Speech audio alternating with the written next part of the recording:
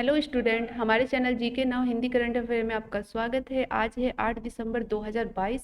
पहला क्वेश्चन है आपका, दिसंबर 2022 में स्पेन में चल रहे टूर्नामेंट के दौरान भारत के 77वें शतरंज ग्रैंड मास्टर कौन बने हैं? In December 2022 who has become Indian 77 chess grand master during an ongoing tournament in Spain? Option है आपके पी हरिकृष्ण, अभिजीत कुंटे, आदित्य मित्तल, तेजस पाकरे। तो सही ऑप्शन है आपका आदित्य मित्तल। ये भारत के सबसे छोटे उम्र के 77वें ग्रैंड मास्टर बन चुके हैं। उनकी उम्र सिर्फ 16 वर्ष की है। नेक्स्ट क्वेश्चन, किस तारीख को डॉक्टर भीमराव अंबेडकर का 67वां महापरिनिर्वाण दिवस मनाया गया? On which date doctor Bhimrao Ambedkar 67th Mahaparinirvan Diwas celebrated? Option है आपका 4 दिसंबर 2022, 7 दिसंबर 2022, 6 दिसंबर 2022, 8 दिसंबर 2022। सही ऑप्शन से आपका 6 दिसंबर 2022। बाबा साहब अम्बेडकर का निधन 6 दिसंबर 1956 ईस्वी को हुआ था। इस अवसर पर हर वर्ष उनका महापरिनिर्वाण दिवस मनाया जाता है। उनको भारतीय संविधान का जनक भी माना जाता है। उन्होंने अपना पूरा जीवन जातिवाद को मिटाने और गरीब, दलितों, पिछड़े वर्गों के उत्थान के लिए लगा दिया।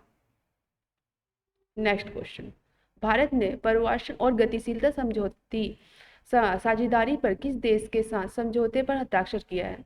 India has signed agreement with country and migration and mobility partnership.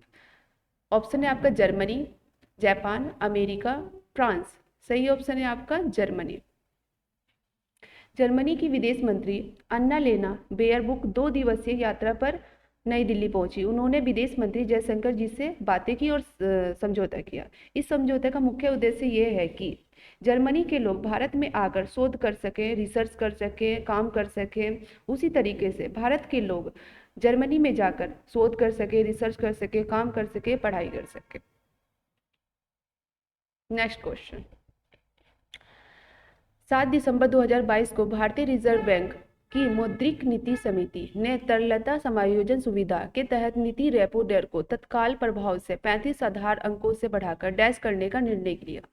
On 7 December 2022, the Monetary Policy Committee of Reserve Bank of India decided to increase the policy repo rate under the liquidity adjustment facility by 35 basis point to dash with immediate effect. Option से आपका 5.65%, 6.25%, 5.40%, 5.50%। तो सही option है आपका 6.25%। MPPP means monetary policy committee, मौद्रिक नीति समिति का मुख्य उद्देश्य ये है कि मुद्रास्फीति मतलब महंगाई को कहा जाता है, इसको कंट्रोल करें। MPPP में 6 मेंबर्स होते हैं।